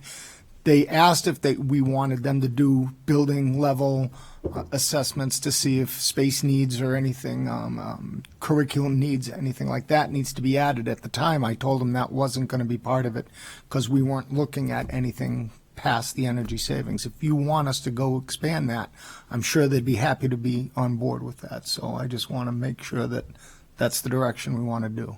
And that would be at an additional cost, right? Well, EEI is very good at doing stuff up front in return for them being the ones that are going to be doing the project, of course. So the performance contract that we inquired for and the RFP that we put out was that for energy savings. So Right. tell us, we didn't say based in enrollments, do we need more classroom, because that has nothing to do with energy efficiencies. They are setting up meetings right now to discuss stuff like this with the principals in May, so maybe I can expand those discussions at that point. We still have to go out to bid. Yeah. So I'm not against that because I still think the best way to move this forward is to tie it into this performance contract. And even if we have to kind of pay them, because obviously we have to go out to bid for a major project, we're going to have to do that anyway. But to what you were saying about putting it in the budget, this would not go into the operating budget. This would have to go out on a warrant because it's going to be a major expense. It's not going to be anything you're going to try to fold into the operating budget because the operating budget won't pass and you'll get the default budget. Right. So you're going to have to get, the way this is going to work is we would get our notification in January, then we would build the warrant article, and the way that you'd sell it is 30% of this cost is going to be borne by the state, right? No. No? That's So the way you this put a reads. letter of intent in January. They won't let you know until the following summer. Oh. But I think we can put a warrant article saying that it is contingent of us getting the award. On the funding. Yeah, Oh, because I we see put, how they're doing it. So we put Okay. the letter of intent in January, then the application goes in July, and they don't tell us until the following July if we get it or not. So if we put it on January 2024, March 2025, it's on our warrant as a, if we get the grant. Contingent, And if exactly. it gets voted and approved, then they will consider our application. If it doesn't get approved, our application gets dropped right there. Mm-hmm. And So. just to clarify where, Maria, where you said that we can apply one time, or we can receive one time. We can apply probably infinitely, but receive one time. We want to be careful. We don't want to just apply for a small amount. Right. You want, this is something that you want to seek a large Yeah, portion of because funding if, for. you know, that's why I said the planning and the thinking of it is very important, because if at some point we are thinking on, I don't know, redoing the entire high middle school campus, right? So we need new buildings that will support the new learning and the STEM programs, and if that is something we're going to in the future, are we better off waiting for this and then pursuing that kind of plan and waiting to use this 30% or 20 or whatever it is for something huge like that? Or are we saying, okay, anything that comes, we will use it and we can use it in any way? So, again, That's- creating the committee, if we're going to create a building committee, do we have to change our policy? So we were just asking. Okay. That's exactly the question I was just asking. So I guess what I would ask Maria is to create an ad hoc committee that is focusing on this particular project and tying that into. I believe you already have a committee that's working on the CIP. performance. That's for the energy committee kind of. It's not a committee. It's not an official committee. But last time the board requested a facilities committee. Right. So that's in that can committee we right just now make is that not the same? filled. So I mean, I would really want to be part of this. So I guess moving forward, I would request an ad hoc committee to study this and then we can formalize the facilities committee. Well, maybe the thing to do is to fill the facilities committee and make this project the sole Purpose of the Purpose of the facilities committee, because you've already got the facilities Yeah. committee. I didn't realize it's not really filled at this it's point. not Yeah. filled. Right. I don't mind helping out on this, especially if it's during the summer when I'm not Yeah. as I thought busy. me and you are on facilities. Well, we were talking about it the last time, and we were gonna work with Yeah. what really wasn't gonna be a full committee situation. It was gonna be us kind of meeting with Carl after safety committee and talking to him and coming back to report if needed. But if better use is to create a An It's actual- to an staff actual- the facilities just committee. to fully staff the committee to focus on this project. Yeah. So, and I will gladly, since you just put me on policy, I will gladly hand over facilities to Oh, you, thank Steve, you. on my behalf. I appreciate that. Does that mean you're taking over policy for me? No, Oh. no, it does not, Steve. That doesn't work that way, I guess. No, it does not. Okay, so yeah, so why don't we move forward with filling the facilities committee with the focus on this particular project, and we can talk offline about when we'll start to meet. But I would like to do this relatively soon and really maybe get some extensive work done over the summer. Yeah, if you can, if the board appoints who in the board will be the representatives, I'm sure Kelly can put together That who side in of the our. table. Yeah. I don't mind helping. I like facilities stuff. Okay. Katie, do you want to still? No, you're giving it up, You huh? want it, go for it. So Well, yeah, then you could stay on it. I mean, we can have multiple people. Yeah, I mean, yeah, you're welcome to. so maybe myself, Kim, and Katie, if you want. fine. Okay. And so Kelly, we'll chat about that. But this is great. I'm excited about the potential opportunity. So thank you. All right. Moving on. This wasn't. Thank you, Carl. This and was Marie. not updated. Okay, Yeah. because we talked about updating. I'm gonna just Don't skip leave. over this. No, you can leave now, but don't leave the building. Yeah. Oh, man. Can we just move him to the, it's kind of long. Who wants to just- Okay, no, why don't I'll you just stay go and ask him a have the question. ones sent out Okay. to everyone? Yeah, And good then idea. just- you're just touching base on All it. right. So the next is the school board goals for 2022-2023. Just board members, this is really informational. I'm going to send you an updated copy of this, and just looking for some feedback on your part as to. I see the 2021-22, I don't Yeah, see a so this 23. is not updated. I'm going to send you an updated copy via email. So based on the conversation we had at the last meeting, Steve, it's gonna be gone through, and the things that we talked about that Yeah. weren't there and need to be updated will all Yeah. be done.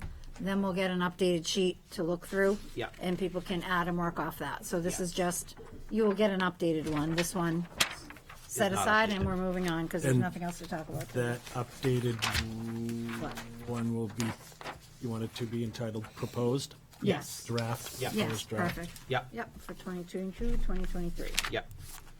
Any questions on that? No. No, great. Next is the Timberlane Football Booster Club. So Timberlane Football Booster Club, you have an executive summary here, is seeking approval. So we're seeking approval and acceptance of a $4,600 donation to be paid in 2 installments, $2,300 in 2022 and $2,300 in 2023, to the football program for the purchase of new sideline communication system, Yes. like NFL worthy. Like NFL worthy, and Excellent. the company has agreed to provide all of the headsets in the first year, and then we pay for the headsets in 2 years at $2,300 each year, and the boosters are paying for it all. I think we in should its have those at entirety. these meetings. I think we should have them. All right, Can so buzz I'm, into Mark. Who's going to be up in the booth? I'm gonna make a motion that we accept the $4,600 donation from the Timberlane Football Booster Club over the years 2022 and 2023 to be paid in 2 installments for the purchase of new sideline communication system. Second. all right, I got a motion and a second. Any conversation? So just to make sure I understand, the continuing costs, so after this year, the Booster Club is still going to do the $2,300 after that? So it sounds like they're giving us they're giving 4,600 to be paid in 2 separate years. I know, So but they're paying- after, It's a one-time purchase, oh, okay. $4,600 total worth of equipment. $2,300 will be paid in this coming year. $2,300 the following year, and So the there's not company has like agreed to maintenance that. fees after that, or? No. Okay, all right, thank you. Yep. Any other questions? No? All in favor? 8-0. you. Excellent. Thank you to the Booster Club. Thank you, Booster Club. Yes. Next is the, which is coming back to the board, is the Staples donation. Superintendent Kellen, I believe this did go through our legal. It did, and the response was, it is essentially boilerplate. There, you know, any indemnification contracts and clauses and things, it's pretty typical. It's a low risk.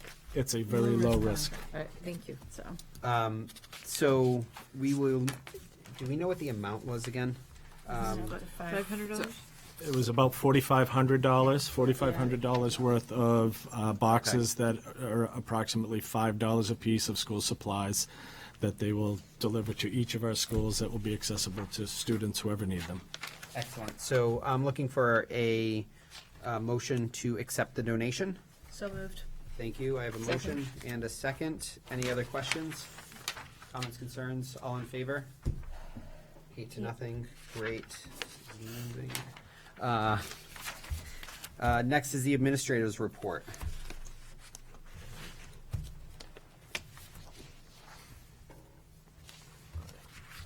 My Google back up, and it's not lengthy, don't worry.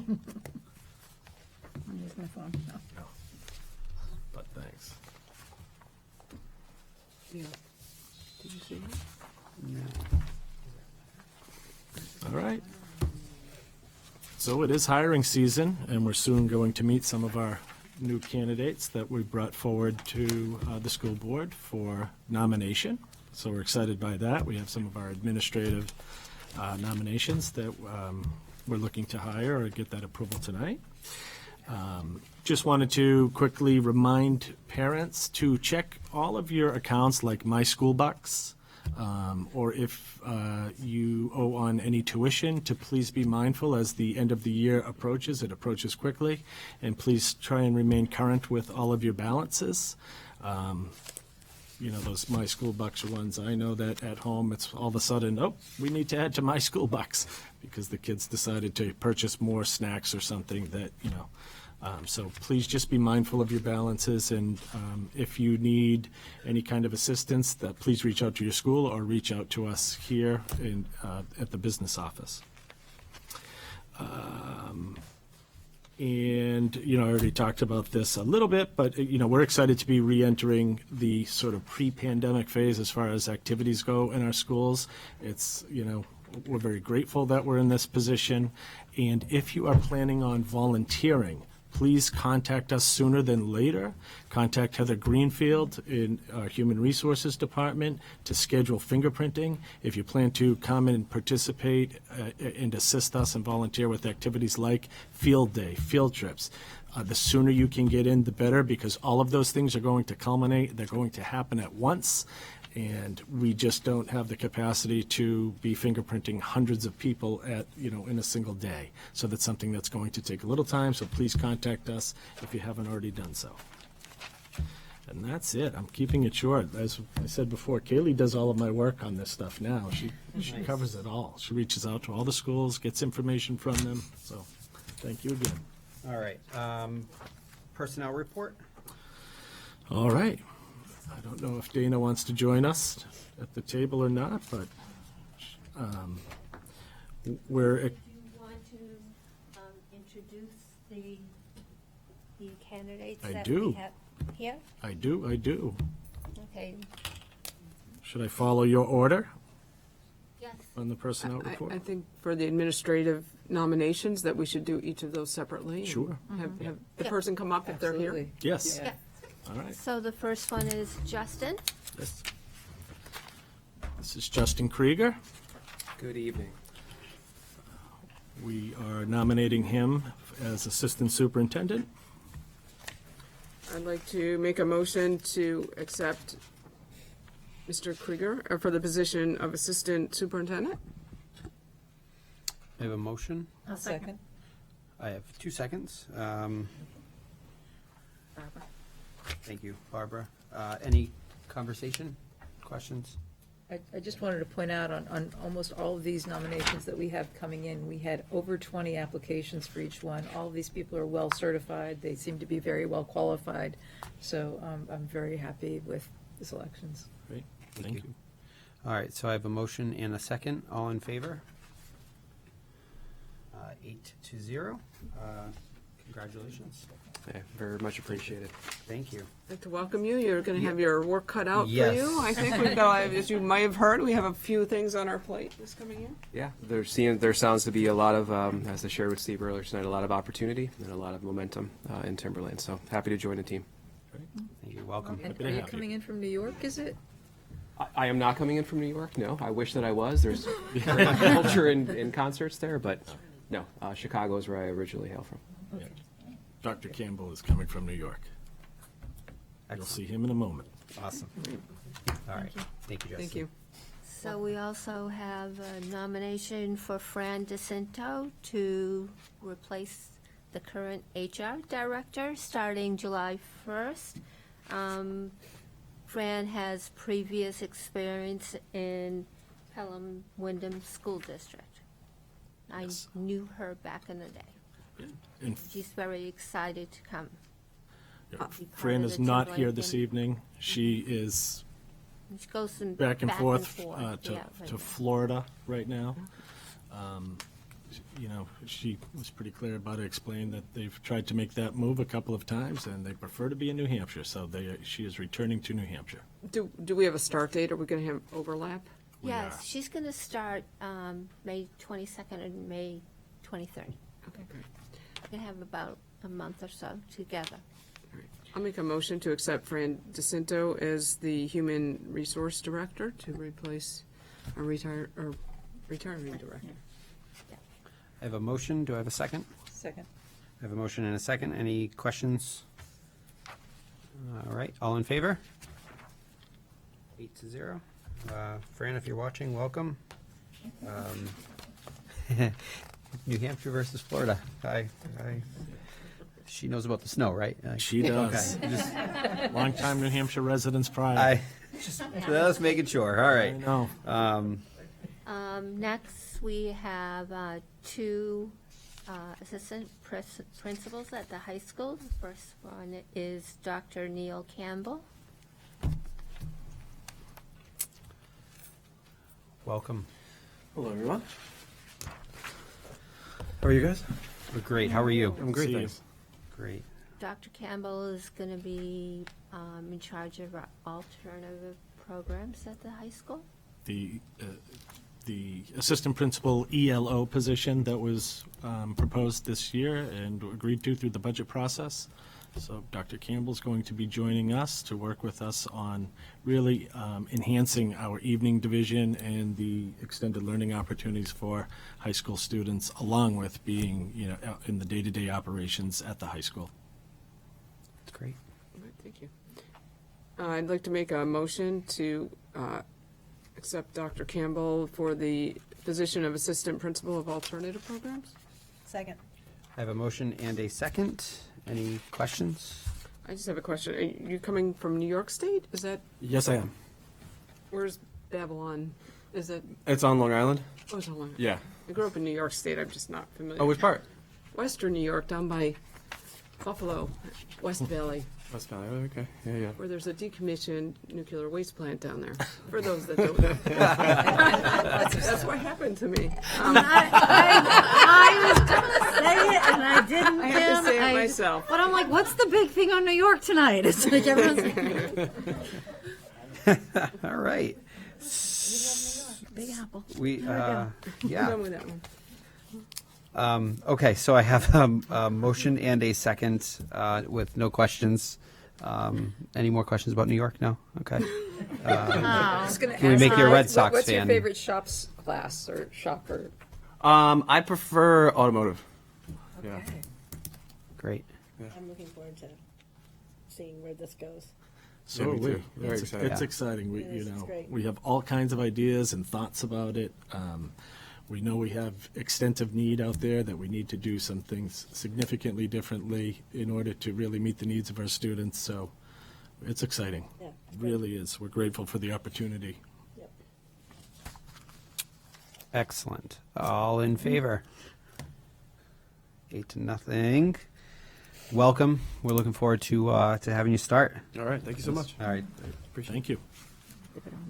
And last but not least, Danielle Foley, Assistant Principal at the high school. Yes. Are you from New York? I'm just gonna ask right off the bat. Just Do you clear like it the up. snow? Are you going to Florida anytime soon? I mean, we just seems to be criteria tonight. I'd like to make a motion to accept Danielle Foley for the position of assistant principal in the high school. I'll second it. Excellent. Do Coming I have to us any? from Manchester, not New York. Okay. Manchester, United States. Yeah. Yes. New Hampshire, to be exact. Yeah. All right. And I love the snow. Oh, good. Good. All right. Any other questions? No? Awesome. All in favor? Excellent. Welcome. Congratulations to all of the administrative nominees, and we look forward to working with you and seeing all of your great work. Great. Thank you. Would you like me to read the professional ones? Or are you gonna do it yourself? I'll just. Yeah, Kim's I'll a read pro them out at and this. Accept. Go for it, Kim. He's been they're practicing all not. day. They're not here, right? No. No. Okay. I'd like to accept the nomination of Karen Reinhold for an elementary teacher in the Pollard School, and also Dr. Alina Ward, who will be an English language arts teacher at the high school. Second. I have a motion and a second. Any questions, comments, concerns? All in favor? Excellent. Welcome, if you're watching.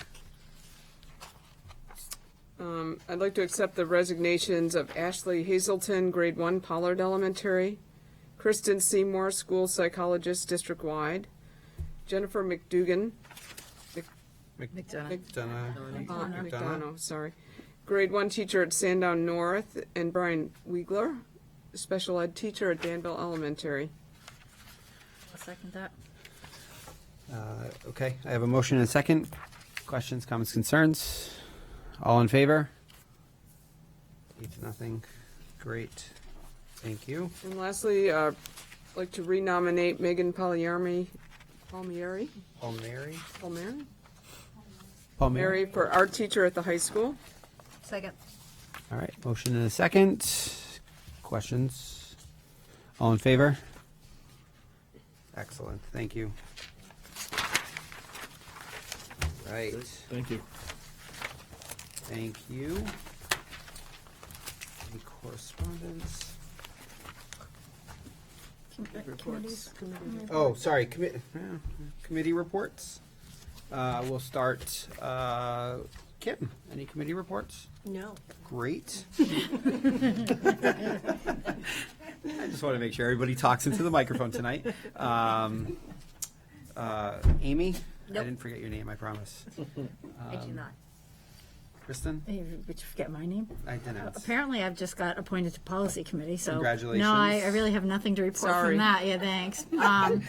Anyhow, I would like to say, it's not a committee report, but I would like to say that we did have the Run of the Savages. That was since the last meeting. Was that right? I don't Yeah. know what date it is, yeah. And I want to thank Kaylee, which I didn't have the opportunity really to do there. Kaylee Sheffield came and she sang the national anthem, which I did not realize Kaylee was coming because somebody else had said, oh, I arranged somebody to sing this year. And all of a sudden I found out that morning it was Kaylee. So thank you very much. You did an amazing job and we really appreciated it. Beautiful. And we have a whole list of other things we're going to have you do now. No. Yeah. Now that we know that you sing like that, Right. I have your name down for a whole bunch of other things we'll Yep. be calling you about soon.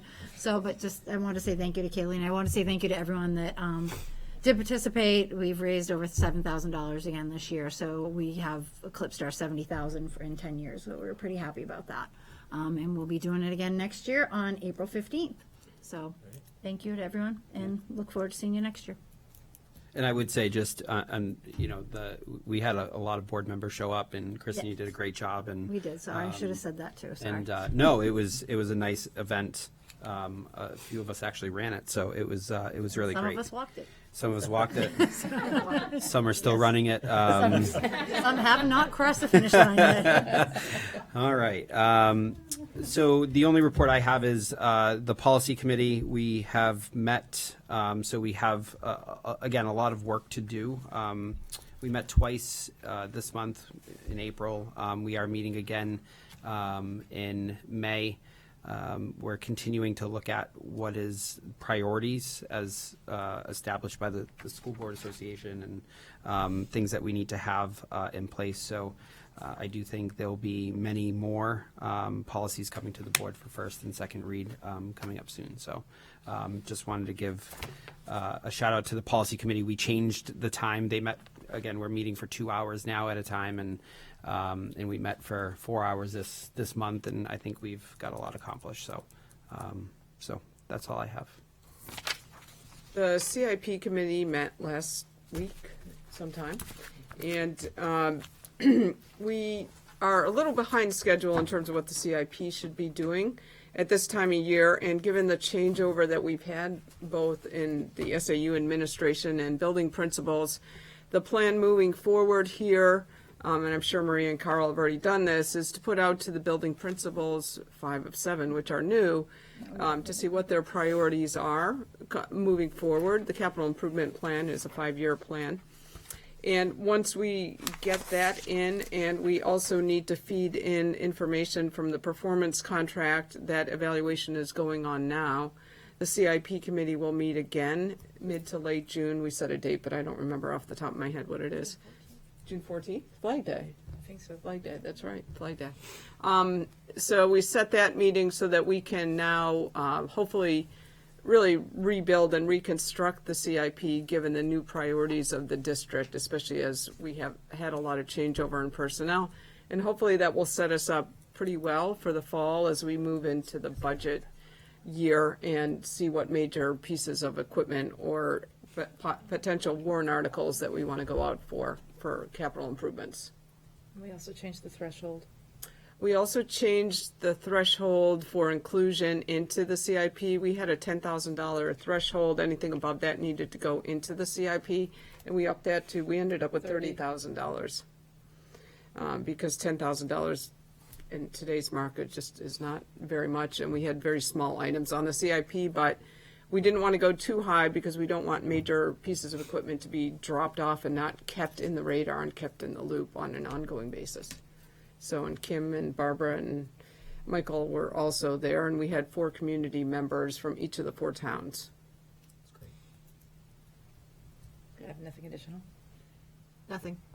I was just going to say the strategic planning committee was hoping to have our first meeting in May.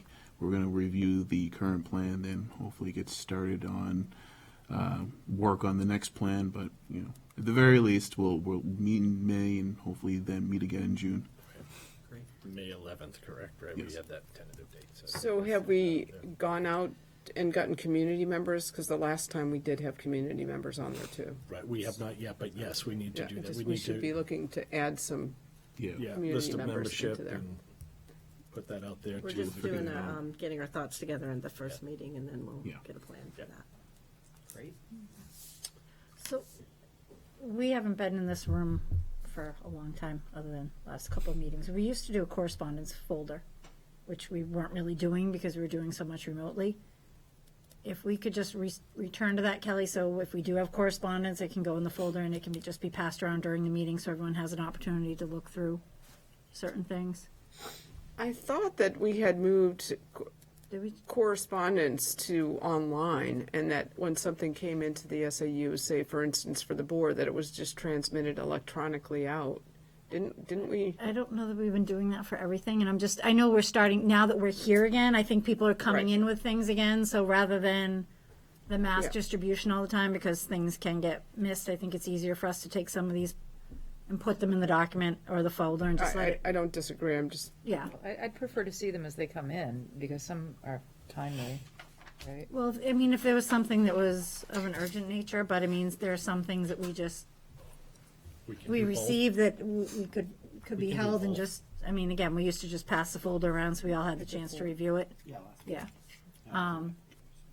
Just to make sure, it's a way to centralize it all and make sure we're all seeing it. Clearly, if there's something that is of urgency or deemed that way, it can still be sent to us, but then added to the correspondence folder, because not everybody does see every email either.